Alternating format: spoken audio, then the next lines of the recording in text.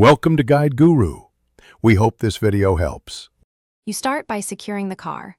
Parking brake on, battery negative disconnected to avoid electrical issues. Once done, raise the front and place sturdy jack stands at the manufacturer lift points so you can work safely. Next, remove the plastic splash shield and under tray clips. These hide many bumper fasteners. Keep each screw and clip grouped in labeled containers. This saves time at reassembly and prevents mix-ups between different length bolts and clips, which is critical for proper bumper alignment later. Now you focus on the middle. Open the hood and remove the top fasteners holding the bumper cover, typically 6 to 8 bolts and plastic clips. Make sure you disconnect fog lamp connectors, washer hoses, and any parking sensor plugs. Tugging with them attached can cause damage.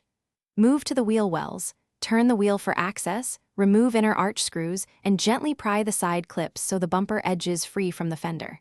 Take your time here. Patience prevents broken tabs and misaligned reinstallation.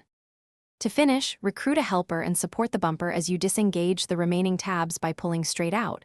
Avoid twisting to prevent cracking. Once off, place the bumper on padded foam and inspect all mounting points, clips, and brackets for damage. Replace any broken tabs. Before final reinstallation, reconnect sensors and lights and test them. This confirms you didn't miss a connector. If alignment is off, loosen bolts slightly and adjust the fit. Then torque fasteners to spec to secure everything properly. Thanks for watching. Consider subscribing if we helped you today.